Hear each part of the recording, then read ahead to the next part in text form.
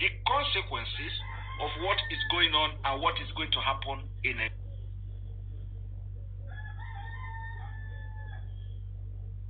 Nigeria. The consequences of that. And of course, how it is going to affect America. How what is going to happen in Nigeria will affect America if something is not done. Not only affecting America, how what is going to happen in Nigeria will affect European Union, the West. So, this is next thing. They already know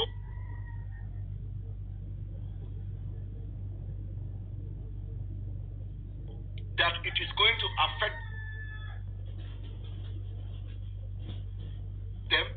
The intelligence agency of the United States, the Department of State, they knew that the terrorist that is looking for a safe haven, I would say they are not, I think it is time we change the narrative of whether they are looking for safe haven in Nigeria or not, because they already found safe haven in Nigeria. They are in government, they have government backing, the government sponsors them, they fund them through kidnapping and ransom, they give them arms through the military, and the Boko-Haram are also in military. So it is not about whether they are looking for safe haven. They have actually found a safe haven in Nigeria. And that's why, because of they are in control of the military will now be thinking about sending tanks, armored vehicles to the eastern Nigeria instead of sending them to the northeast, because the terrorists have found a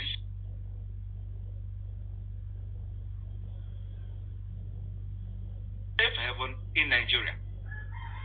So these people, for example, they need to know that this problem is not only Africa problem. And they need to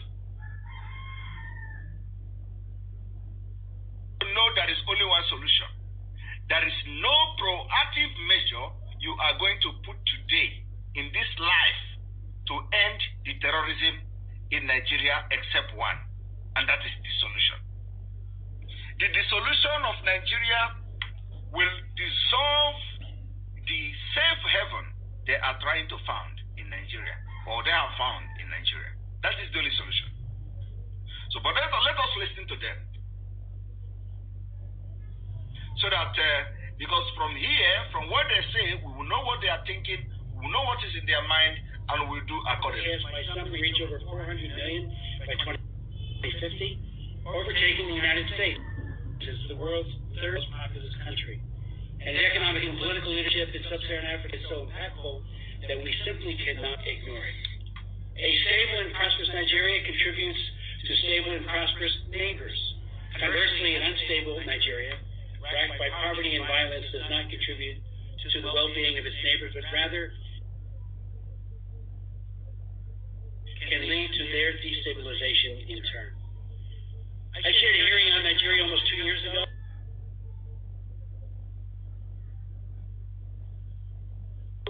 To this day, noting that Nigeria was at a crossroads at that time. Today we see escalating violence along ethnic and religious lines, exacerbated by economic, social, and political tensions. It is getting worse. Among the 7 Nigerian hearings that I previously chaired were a series of hearings that with respect to the designation of Boko-Haram as a foreign terrorist organization, or FTO, along with the bipartisan bill which I introduced, H.R. 3209, that would have called for that designation. While it may sound surprising to some today, for the historical record, it must be stated that the designation of Boko-Haram as a foreign terrorist organization was strenuously opposed by the State Department at that time, then led by Secretary of State Hillary Clinton. Did you hear that? Did you hear that? For those who do not understand why we will continue to oppose Obama and everything Obama represents, a lot of people do not understand. You see, we don't care whether anything happened. One thing you should know is that when we talk about Obama,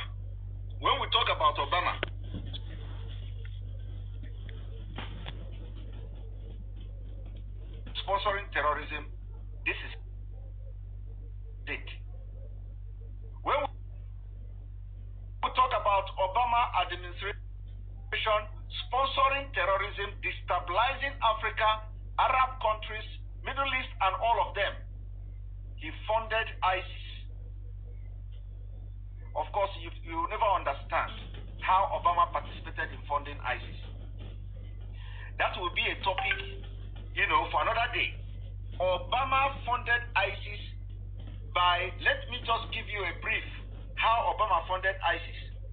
Obama funded ISIS by going to North Africa, and he went there through the NATO and the European Union. Of course, he initiated it. So when people say it is the NATO this, NATO that, Obama initiated it. Let us go and kick Gaddafi out with ulterior motive of funding, ISIS, Islamic State. Now, Obama went to North Africa.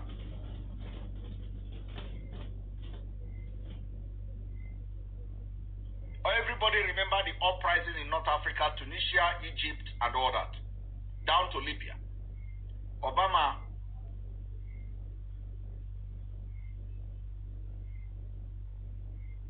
gave arms to rebels who want to bring down Gaddafi. Obama's primary purpose and target was to change the government in Libya. So, for him to do that, he don't want to involve militarily. So they needed to sponsor the people who oppose Gaddafi. Without knowing whom they are, without knowing their objective, without knowing whether these people have anything in mind, Obama went there, gave them arms, and they fought against Gaddafi.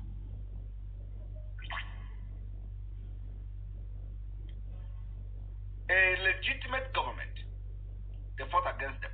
Now, one thing you should know, for example, people like Biafra people, Obama will not do that because Obama's primary purpose is to aid this Islamic State and all that. Now, they gave the arm. These people were not fighting for freedom. They were not fighting for independence. They were not fighting for a new country in Libya. They were fighting to bring down Gaddafi. So they gave them arms, imposed no-fly zone. They used all the warships you can think of. It all stationed at the Mediterranean Sea and all that. And they ended up bringing Gaddafi down. Today, all the arms Obama bought and fund those terrorists in Libya are being used to kill people in Nigeria. Are you aware of that? All the arms Boko-Haram are using now are from most of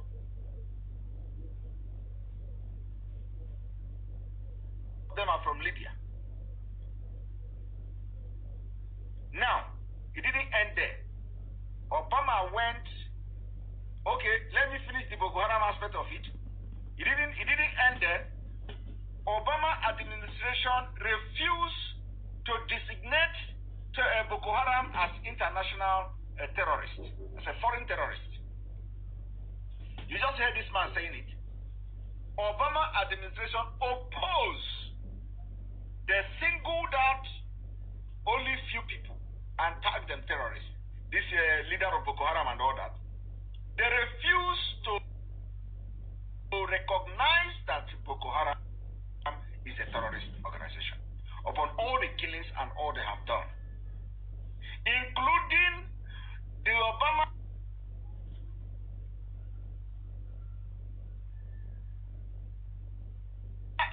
administration refused to sell arms to Jonathan administration, placing arm embargo on Nigeria.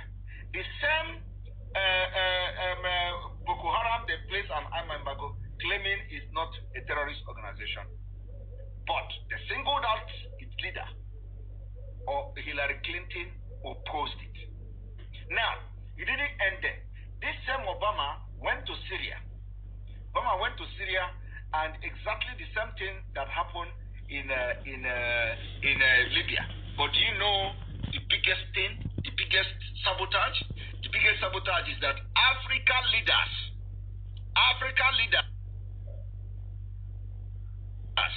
supported Obama. Now go to the Middle East, go to Syria. How many people supported the move to remove Assad?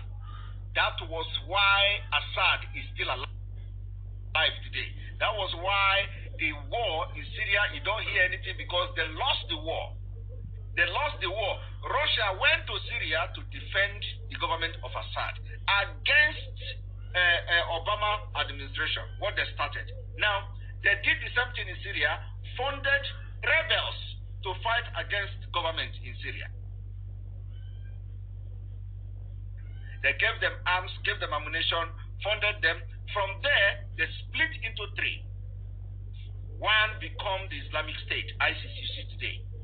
And they spread up to Iraq and all that. That was how ISIS was formed. In case you don't know. There could be more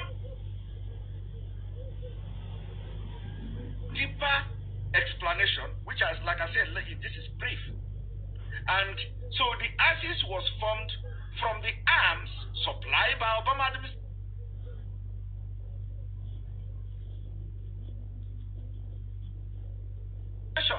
Now, let us stop here, because this is not what we are here to do today. But I want you to pay attention to what this man is saying. This man said Hillary Clinton opposed to, the Boko-Haram designation as a foreign terrorist. Now, listen to it again.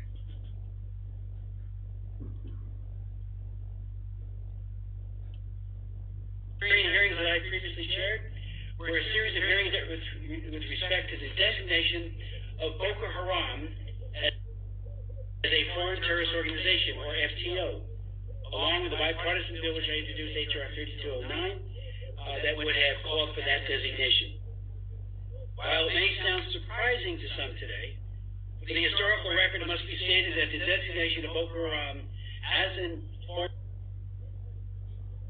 foreign terrorist organization was strenuously opposed by the State Department at that time, then led by Secretary of State Hillary Clinton and Assistant Secretary for Africa Johnny Carson.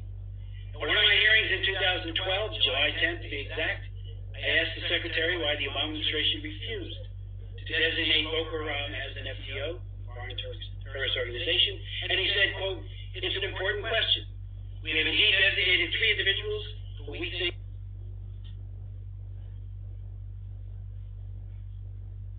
are in top leadership positions to that list, but we have not designated the entire organization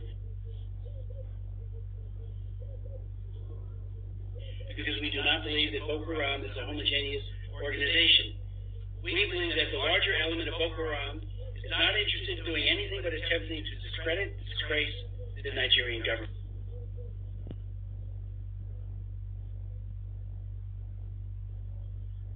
Okay. The refusal to designate Boko-Haram and FTO went on for about 3 years. This, however, changed when John Kerry became Secretary of State and Linda Thomas Greenfield became the... Are you following what this man is saying?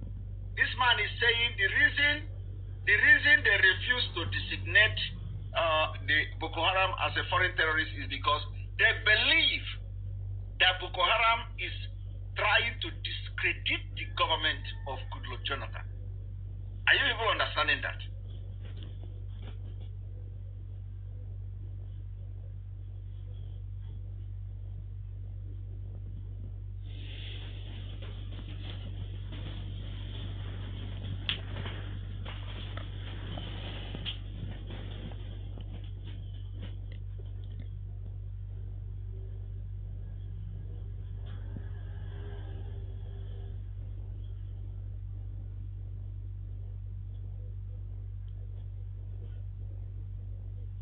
So, does Obama and Hillary Clinton know something we did not know about Boko Haram? About the formation? No, this is a question. This is a question everybody should be asking today. Did Obama know something that we don't know about Boko Haram? Or did Obama know something about the formation of Boko Haram that we did not know? Obama said that Boko Haram